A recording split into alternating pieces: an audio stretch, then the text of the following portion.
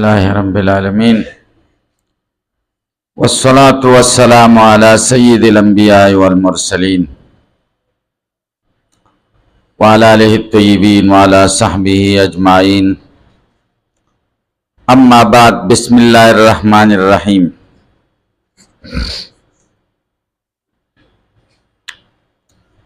حدیث دا عبادہ ابن صامت رضی اللہ تعالیٰ عنہ کی یو اختلافی مسئلہ پاتے شوی وا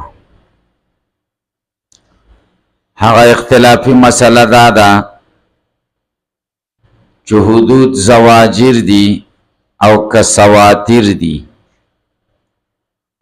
یا په بل عبارت سره حدود زواجر دی او کفارات دی.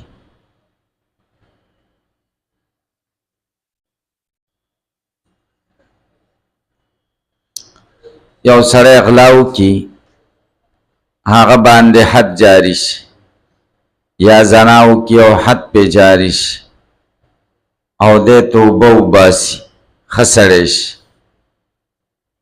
بیا وفات شي نو په دې خبره اتفاق دی چې دته د اغلا او د زنا ګناه معاف شو. دته چې کم حد ورکړی شو دا حد په اتفاق سره د ګناه کفاره ده ځکه توبه یې ویسته. صحیح شو. دویم صورت یو سړی د اغلاو کی یا زناو کی او په د حد جاری شي او د حد نه وروسته بیا غلاګانې او زناګانې کوي نو په دې د ټولو ائمهو اتفاق دی چې دا حد د ده دپاره کفاره نه دی. صحیح ده.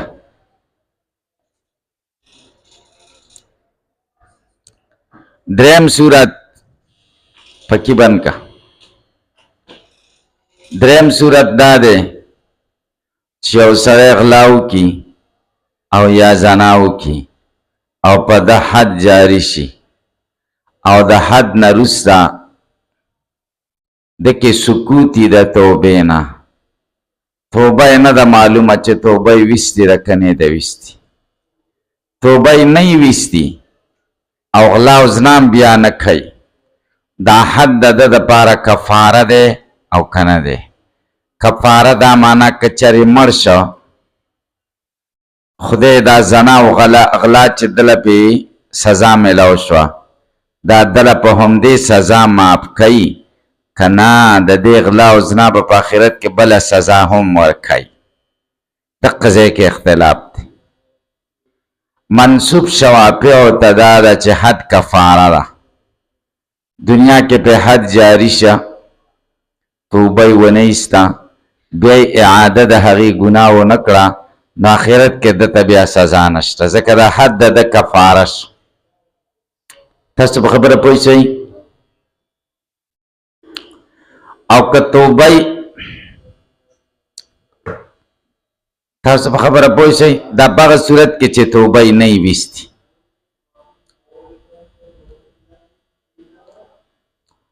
او احنافو ته منسوب دا ده چې نه دا دنیا کې دته حد ورکړی شو دا زجر دی د دې دپاره ورکړی شو چې نور دا کار دی ونه کړي او نور خلک یې ونه کړي او آخرت کې د خدای سره معامله دا پاتې ده د تحت المشیت ته که د خدای خوښه و عذاب به ورکړي که نه وه خوښه معاف پې کړي. په دې حد دی نه معاف کېږي. دا چا ته منصوبه ده؟ احنافو ته منصوبه ده. په دې خبره ځان پویه کول پکار دي چې زمونږ او د شوافیو یا زمونږ او د ائمه ثلاثو ډېر اختلافات دي په ډېرو مسایلو کې. په دې ځان پویه کوئ هر ځای کې چې د احنافو او د شوافیو یا د احنافو او د ائمه ثلاثو اختلافي په هر ځای کې حق د احنافو سره نه وي. زمونږ ستاسو خو دا تصور جوړ شوی دی چې هر ځای کې د احنافو خبره مضبوط وي. دا تصور زمونږ غلط دی. ډېر ځایونه داسې دي چې هغې کې احنافو دلایل کمزوري په هغې مسایلو کې یوه مسله دقه ده چې حدود زواجر دی عند الاحناف او کفارات دی عند الشوافع. صحیح ده. او دلائل د شوافع او مضبوط دي اگر چې مونږه حنافي په دې مونږه د حنفیت نه وځو چې مونږه وایو دې مسله کې زمونږه مذهب کمزور دی، دلائل کمزوري دي. لکه به پوه شئ یو خو سرزوري چې سرتنبګي سړی کوي، هلکه په پوه شئ د عام خلک چې پلان کې توت ته بیره وایي نو څه به پې وکړي چې توت ته بیره یو سړی وایي او سرزوري کوي نو هغې خو څه علاج نه وي. زمونږ دا فقهي مولیان او دا حنفیت کې چې ټینګي احناف دا توت ته بیره وایي، هغوی سره خو مونږ څه نه شو کولی، زورور دي. زورور سره څوک څه خبره کولی شي. حقیقت دا دی چې دې مسله کې زمونږ مذهب ډېر ضعیفه دی او کمزوری دی. تاسې په خبره پوه شئ. وروسته ته زه خبره کوم چې زمونږ محققین که محدثین دی د احنافو هغه هم د شوافعو په طرف دي. ښه دې مسله کې زمونږ د هغوی دلایل څه دي او زمونږ دلایل څه دي او هغوی له بیا مونږ جوابونه څه کوو. د بخاري شریف شارحین بدرالدین عینی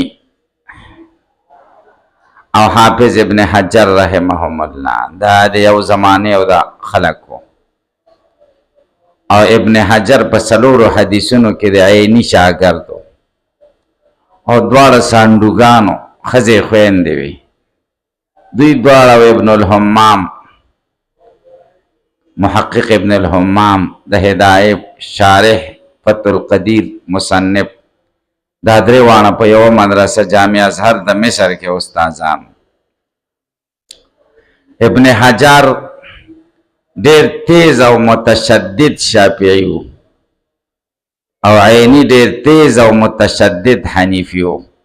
نه په دې مسله کې دواړو یو په بل باندې ښه بړاس ویستی دی او دواړو ښه زور لګولی دی چې د خپل مذهب خبره ثابته کړي. تاسو په خبره پوه شئ. د هغوی د زور او د تشدد نه دا شوي چې موږ له ډېر یو علمي ذخیره ترې پاتې شوی. زور او تشدد د دوو مریانو به پخوا داسې نه و چې کنځل ماران به و، خلکو ته به نوې نوې کنځلې ښودې. لکه اوس خو ملیانو اختلاف راشي څه کوي، خلک دې کنځلې زده کړي چې داسې نایابې نایابې کنځلې پیدا شي چې سړی حیران شي. پخوا دی متشدد کاوه خو هغه تشدد نه به یو علمي ذخیره جوړه شوه. تاسو په خدای یقین وکړئ چې یو لویه ذخیره ترې پاتې. ابن حجر دا دلائل ذکر کړي فتح الباری کې د شوافعو چې حدود کفارات یو نقلی دلیل دی او یو عقلی دلیل دی. نقلی دلیل دا حدیث شریف دی چې حدیث کې دی ومن اصاب من ذلک شیئا، هغه څوک چې ورسېږي د دوی ګناهونو نه څه شي ته فعوقب فی الدنیا دته سزا ورکړی شي د دې ګناهونو باره کې دنیا کې فهو کفارة له او د دپاره کفاره ده. ومن اصاب من ذلک شیئا، هغه څوک چې ورسېږي د دې ګناهونو نه څه شي ته ثم ستره الله، بیا به خدای پرده راولي معنا مخلوق له ښکاره نشي سزا میلاو نشي. فهو الی الله دا مفوض دی چاته الله ته. انشاء پانو و انشاء عقبه، که د خدای خوښی ماف به کړي او که د خدای خوښی سزا به ورکړي. نو که چېرته سزای دنیا کې ونه خوړه دی تحت المشیت دی آخرت کې، او که دنیا کې سزا وخوړه دا تحت المشیت نه دی بلکې دا کفاره سو صریح کفارتن لفظ راغلی که نه. شوافع وی حدود کفارات دی حدیث نه معلوم شو. دای نقلی دلیل دی. عقلی دلیل دا وی هغه وی زنا یو ځل کړې ده او سزا یو ځل وخوړه، او غلا یو ځل کړې ده لاس تې کټ شه بس یوه سزا شو. دا خدای د عدل او د انصاف او د رحم او د کرم نه دا بعیده ده چې سزا دی یوی جرم دی یوی او سزا دی دوه کرته ورکړی شي. بس یو کرت سزا ورکړی شي نو آخرت کې څه ورته نه وایي دا د هغې عقلي دلیل دی. ولکه پې پوه شئ تاسو زمونږ د احنافو دلایل اول نقلی دلایل او بیا عقلی دلیل. نقلی دلیل زمونږ خدای قرآن کریم کے فرمائی انما جزاء الذین یحاربون اللہ ورسولہ ویسعون فی الارض فسادا ان یقتلوا او یسلبوا وتقطع ایدیہم وارجلهم من خلاف او ينفوا من الارض. پوښي په مطلب قطع طریق چلاری شو کوي د باغیانو سزا صدا یا دی وجل شي یا د بدار رازوړن شي یا د دې لاسونو خپل الټا کټ شي او یا د ځمکې نه وشړل شي یا بندیان دي شي. ذالک لهم خزي فی الحیات الدنیا دا د دوی دپاره دنیا کې رسوایی ده. ولهم فی الاخرة عذاب عظیم او آخرت کې ورته لوی عذاب هم شته. ګوره سره د دې نه چې هغوی ته سزا مقرره شوه بیا خدای وایي دا خو د دنیا رسوایی ده او آخرت کې ورته عذاب عظیم هم شته. نو معلومه شوه چې آخرت کې هم سزا شته. تاسو په خبره پوه شئ. نو حد کفاره نه شوه که کفاره وین ولهم فی الاخرة عذاب عظیم ولی وای. تاسو په خبره پوه شئ که پې پوه نه شئ. دویم دلیل نقلی السارق والسارقة فاقطعوا أيديهما جزاء بما كسبا نكالا من الله والله عزيز حكيم. غل سړي او د غله ښځې نه دې لاسونه وڅ شي او دا د دې دپاره جزا ده د هغې عملونو چې دوی کسب کړي دي او الله غلبه والا دی او حکمتونو والا دی. نو سزا غله او غلې ته ذکر شو. بیا وروسته څه وایي فمن تاب من بعد ذلك واصلح ورپسې فإن الله غفور رحیم. داسې دی که فمن تاب من بعد ذلك چا چې توبه پس د دې نه ویست سزا نه وروسته چې توبه وویسته فإن الله غفور رحیم. او چې د سزا نه وروسته توبه نه یې ویستې نو دی نه معاف کېږي آخرت کې به ورته سزا وي. تاسو په خبره پوه شئ که پې پوه.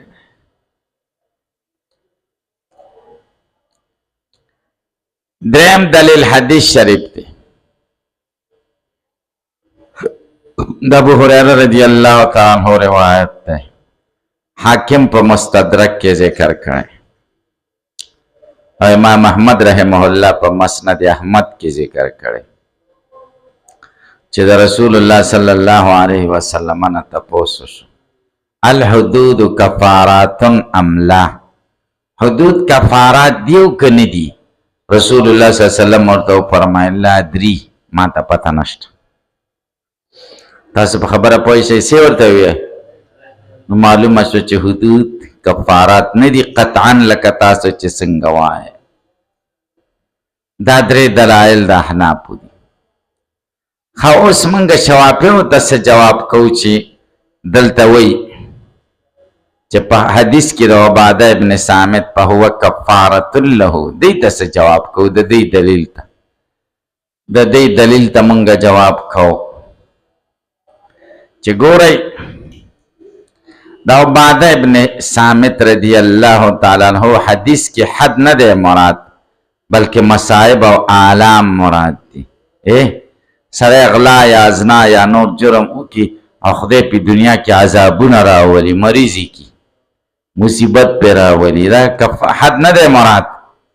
فعوقب به څه معنا ده ګورئ ومن اصاب من ذلك شيئا څوک چې دې ګناهونو ته ورسېږي دا وکړي فعوقب فی الدنیا دنیا کې سزا ورکړی شي. سزا نه حد نه دی مراد.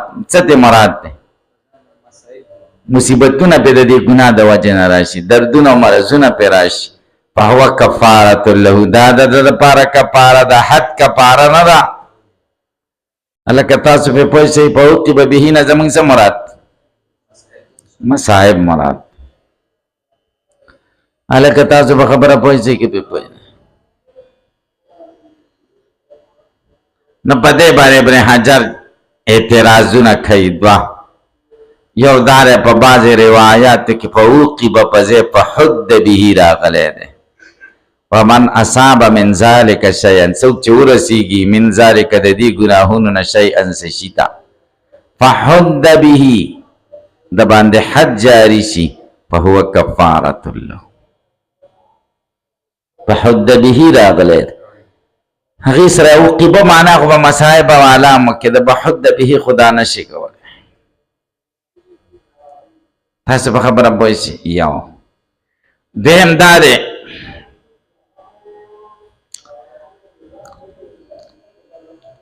تاسو په خبره پوه شئ دا یو اعتراض بیا ورته علامه عینی جواب کړی دی چې په حد به کم سند چې کم دی چې حد به پکې راغلی دی هغه مسترب دی، استیراب دی، پکې ضعیف دی، قابل د استدلال نه دی. عینی چې وای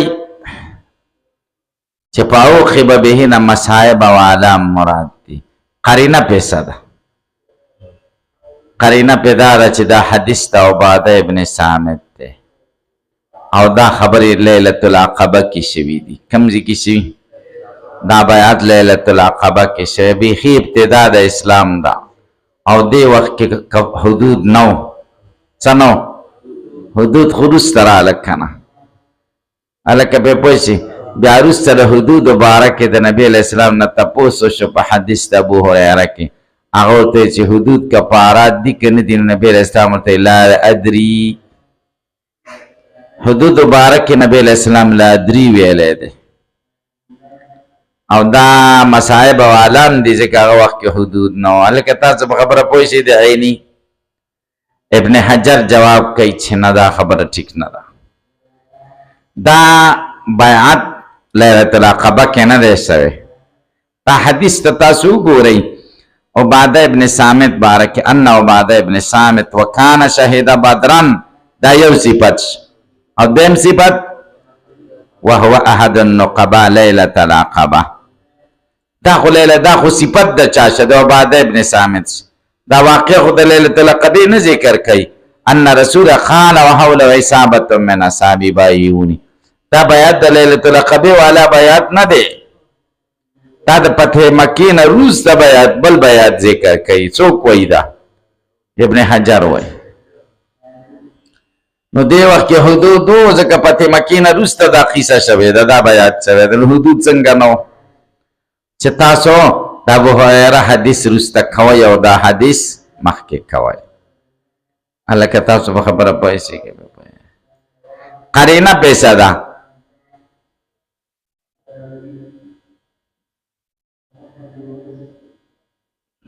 لاندې وایي لاندې زه سبق وایم هم داسې اواز مې راځي که نه ټیټي.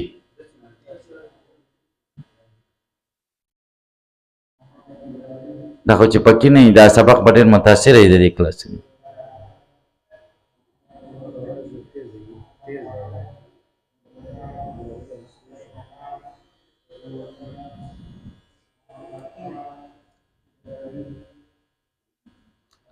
تاسو په خبره پوه شئ که پې پوه نه شئ. ابن حجر وایي دا د فتح مکې نه وروسته شوی. قرینه پیدا ده چې دې کې کم بیعت الفاظ دي دا صورت ممتحنه کې دي. اذا جاءك المؤمنات څنګه نه دی یبایعنک علی یشرکن بالله ولا یسرقن ولا یزنین ولا یقتلن ورپسې ولا یاتین ببهتان یفترینه وارجلهن ولا یعصینک فی معروف فبایعهن. ګوره دا ټول مخکې د صورت ممتحنه الفاظ دي کنه. نو صورت ممتحنه خو فتح مکې نه وروسته راغلی دی. معلومه شوه چې دا هغه بیعت دی. دا حدیث د ابو هریره دی چې کوم دی مقدم او مؤخر نه دی. بیا احناف وایي نه دا حدیث د عباده ابن صامت دی اول مسلمانانو کې دی. نو دا حدیث اول شو او حدیث د ابو هریره وروسته دی ځکه هغه د هجرت په اووم کال د غزوه خیبر په وخت کې مسلمان شوی. نو هغه حدیث چې الحدود کفاراتن املا نبی علیہ السلام ورته وی لا ادري هغه مؤخر دی ځکه حدیث د مؤخر صحابي دی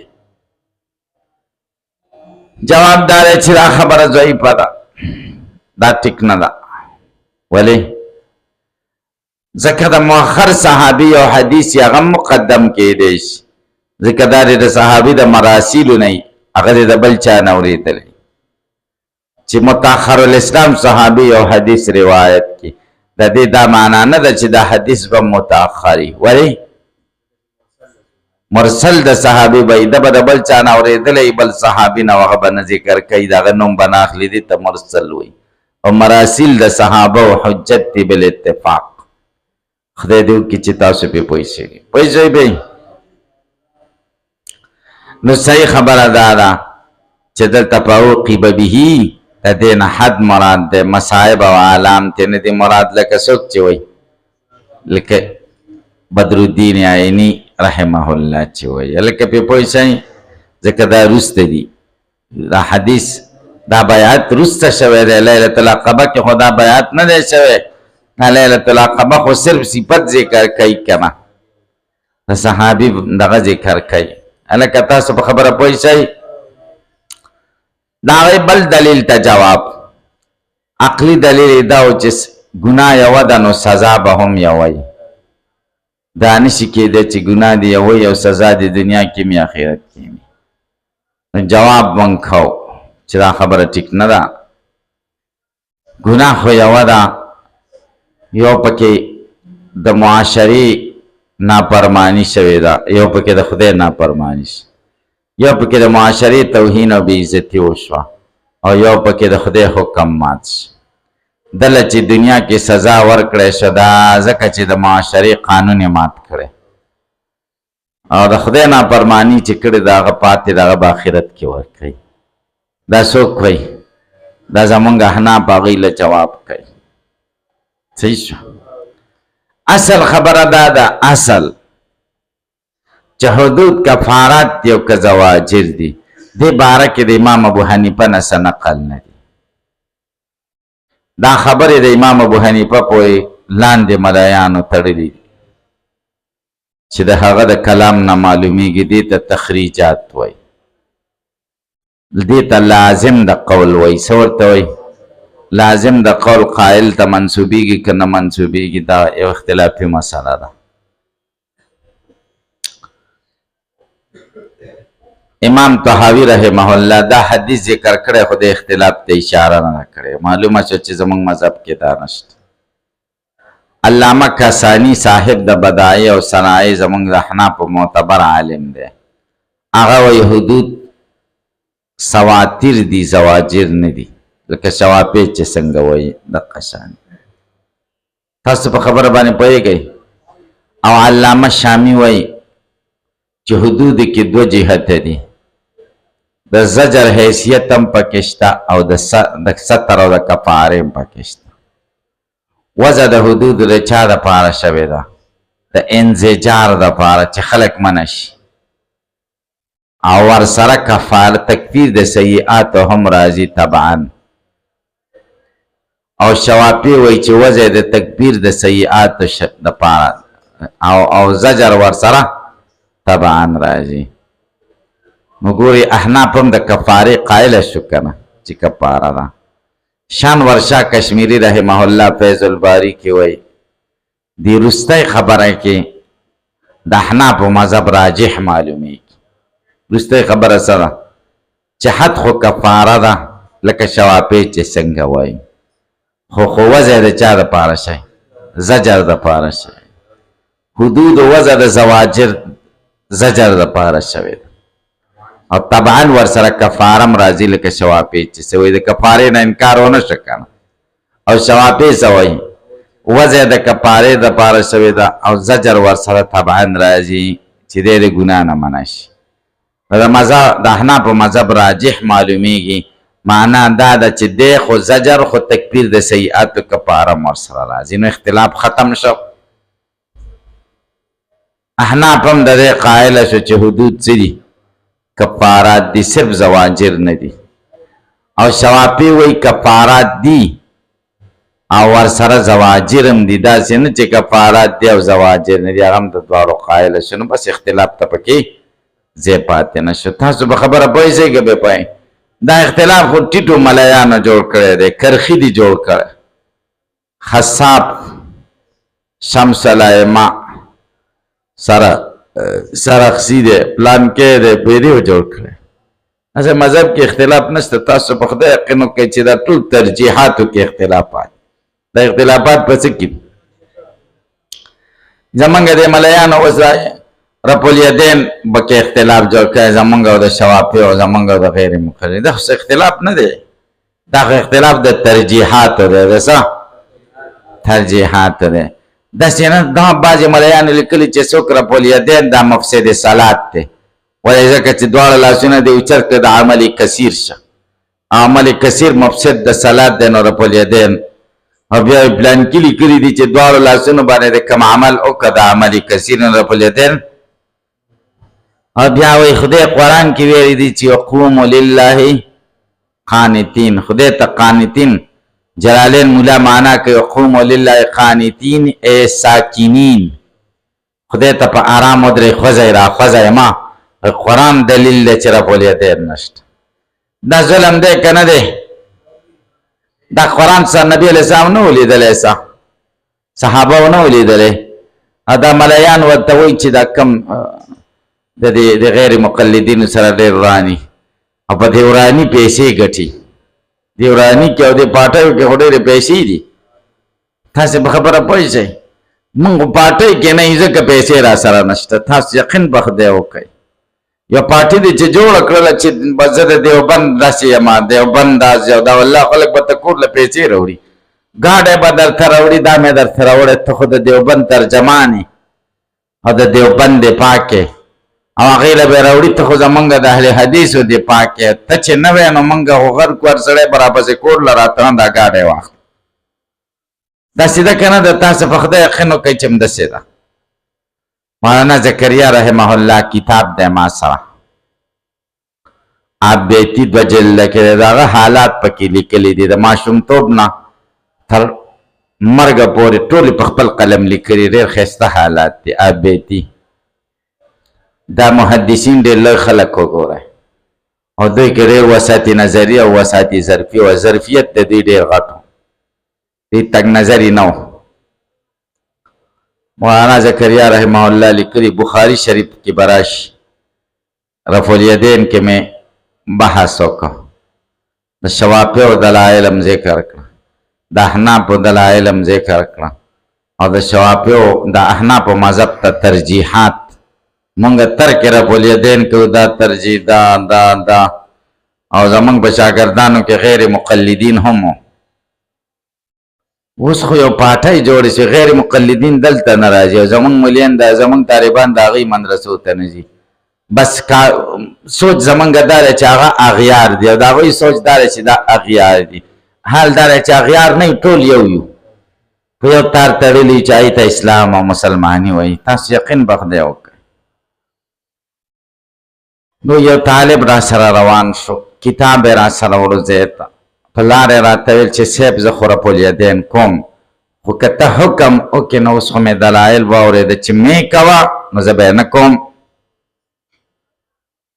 وایي ما ورته چې انا لله و انا الیه راجعون، دا ما ته دې څنګه خیال وکړو؟ ما کې به کم جرأت دی چې زه به تا ته حکم کوم چې د رسول الله صلی الله علیه وسلم سنت مه کوه. بس دلایل دې واورېده او ته چې کې خو په دلیل به کې نو هسې خو یې نه کې. او اوس د دلایل واورېده که دې خوښه یې مې کوه، دلایل دې واورېده که خپل درته مضبوط ښکاري کوه. دا وسطي نظري وګورئ. حاجي امدادالله مهاجر مکی د ټولو دیوبند اکابرینو د مشرانو پیرو د مکه مکرمه کې اوسېده. د هندوستان یو غیر مقلد ورغی او دته یې ویل چې زه تا سره بیعت کوم د تصوف، خو شرط به دا چې زما په رفع الیدین کې او زما په امین بالجهر او دې کې به دې کار نه وي. هغه ورته هېڅ خبره نشته چې ته څه کوې، دا ټول حدیثو کې راغلي دي، تاسې پرې پوه شئ دې کې زما هېڅ خبره نشته. بیعت ور سره وکړو. نو پیر صاحب به ناستو حرم شریف کې، نفل به کول، منځونه به کول، رب الیدین به نه کو، امین به په زوره نه کو، ځکه حنفي و که نه، او د مورید به کول. څو ورځې چې تېرې شوې مورید رب الیدین نه کوي. نو پیر صاحب ته تپوس وکړه حاجي امداد الله مهاجر مکي چې ته رب الیدین ولې نه کوې؟ وایي صاحب نیک کوم، بس په دې بل سنت عمل کوم. ځکه تصوف خو دې ته وایي چې د پیر رنګ په مورید کې راشي، د پیر رنګ پکې راغی، اثر پې وشو. د پیر صاحب ورته وایي که زما د وجې نه رب الیدین نه کوې نو ګورئ ما کې دا جرأت نشته چې قیامت ورځ نبی کریم صلی الله علیه وسلم سره مخ شم او تا د هغه سنت زما د وجې نه پرېښي. او که د دلایلو په بنیاد یې نه کوې نو ستا خپله خوښه ده. هغه وایي د دلایلو په بنیاد یې نه کوم، ستا ما ته نه دي ویلي چې مه کوه. دومره وسعت نظري وه. تاسو په خدای یقین وکړئ چې مونږ دوره حدیث کوله، زمونږ په دوره حدیث کې بلا ډېر وهابیانو، غیر مقلدینو، کونړیانو او باجوړ والا، او هغوی به شیخ صاحب به په خپله مونځ ورکوه، اکثره منځونه به یې په خپله ورکوه. رب الیدین به هم د طالبانو کوو، امین به هم به زوره ویل، او هغه به نه خفه کېده نه به غوسه کېده. او بیا به چې اختلافي و چټونه به یې رالېږل، دومره تپوسونه به یې کول، هغه به ورته وخندل، وایي دا خبره ستاسو ضعیفه ده او دا داسې ده. او کله به ویل لکه مونږ احناف یو به دې عمل کوو، په دې کې زمونږ مذهب ضعیفه دی، خو مونږ احناف یو، مقلدین یو، نو عمل نه مجبور یو چې عمل به کوو، په دلایلو په بنیاد زمونږ مذهب کمزوری دی. تاسو دومره وسعت نظري په محدثینو او اکابرینو کې تاسو پې پوه شئ. او اوس وایي رب الیدین منسوخه ده. تاسو اورېدلي دي که نه؟ و رب الیدین منسوخه ده. نو مطلب دا شو چې امام بخاري په منسوخ عمل کوه، هغه د نسخ نه نه و خبر. امام شافعي رحمه الله په څه عمل کوه؟ عبدالله ابن عمر په منسوخ عمل کوه. امام احمد ابن حنبل په منسوخ عمل کوه. دا جاهلانه خبره ده چې منسوخه ده، جاهلانه. تاسې پې پوه شئ. بیا وایي د نسخې نه زموږ نسخه اجتهادي مراد ده. اجتهادي نسخه ناسخ خو دې ته وایي چې هغه به د منسوخ سره یا مساوي یا به ترې مضبوطي. اجتهادي نسخ خو یعنې د مجتهد په خبره، په مجتهد خبره چیه ده؟ مجتهد خبره باندې حکم خدا منسوخ کیږي. د رسول خبره خو د حکم خدا ده چې وما ینطق عن الهوى ان هو الا وحی یوحی. شریعت د الله حکم د دین حصہ دا د مجتهد په خبره منسوخ کیږي. مجتهد دې لپاره دی چې دی به خبرې منسوخوي، که نه د خبرو تشریح به کوي. اجتهاد خو دې ته وایي چې تشریح وکړي، غیر منصوص نه د غیر منصوص حکم د منصوص نه راوباسي. هلکه پې قیاس وکړي، په منصوص کې حکمي او غیر منصوص کې حکم نه وي، دواړه سره وتلي چې دا غیر منصوص خو د منصوص په شان دی، دا وجه د شبهې ده، او منصوص نه حکم را منتقل کې غیر منصوص ته. مجتهد کار خو خدمت دی چې تشریح به کوي، نوې نوې مسلې پیدا کېږي، هغه وخت کې نوې حکمونه به دې نوو مسلو ته راولي. هلکه پې پوه شئ. لکه د غلا حکم په قرآن کې شته که نه؟ د غلا حکم او د جبتراشي حکم پکې نشته، کفنکش حکم پکې نشته چې قبر نه طرار او نباش تاسې اصول شاسي کوي، دا یې حکم پکې نشته که نه؟ مجتهد به اوس دا غله حکم را منتقل کوي چاته؟ طرار او نباش ته، چې به دوی دا حکم جاری کېږي، دا علت پکې شته که نشته؟ مجتهد خو دغه کار دی، تشریح. شارع خو نه وي، شارحي که نه؟ تاسې پې پوه شئ. دا کم علم دي، دا علم ورسره کم علم ورسره کم او به دا کمزوري طالبان پیدا کړي، او کمزوري طالبان ورته بس ناره تکبیر او زنده باد ورته وخاندي، نو دی وایي چې ډېر ښه تحقیق مې وکړه. تاسو په خدای یقین وکړه. هغه وخاندي، څوک دې تپوس نه کوي. تاسې خبره باندې د حدیثو دا فایده ده چې سړي کې وسعت نظري راشي.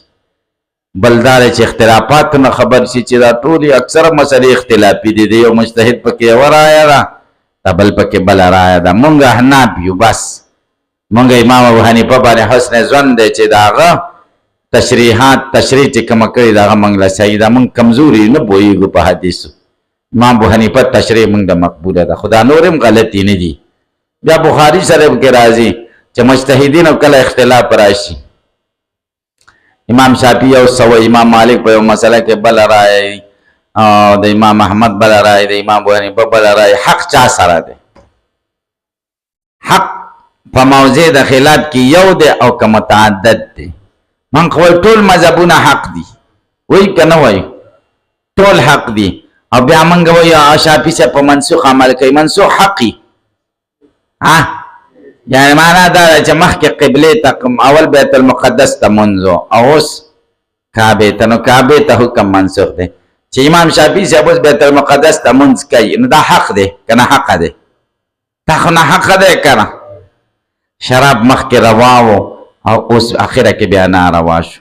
چې شافعي صاحب حکم وکړي چې شراب روا دي او موږ وایو ناروا دي، شافعي صاحب په حق شه.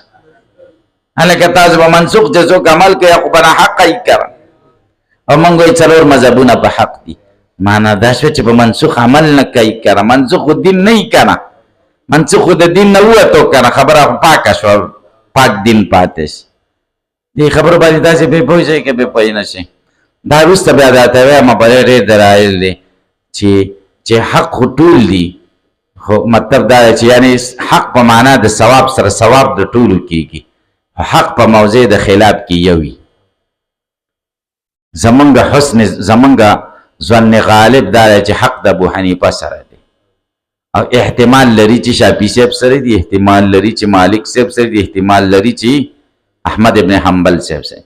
او حنابله سوي وای زمونږ ظن غالب دا دی چې حق د چا سره؟ احمد ابن حنبل سره دی، او کیدای شي دی نورو سره. زمونږ دا خبره ټول د اجتهادي خبرې دي، ټول کیدای شي باندې دي. څه دي؟ کیدای شي باندې. خو خدای به موږ له ثواب راکړي کنه، خدای به موږ ځکه زمونږ چې کوم امام کوم مقلد چې کوم امام تابع هغه امام چې ورته خبره کړې ده خو د جیب نه ده کړې، نه باغ نازله شوی، هغه د حدیث نه کړې کړه. تاسو خبره پوه شئ نو چې حدیث نه کړې د ثواب په ملاويږي. تاسو خبره پوه شئ بس ته.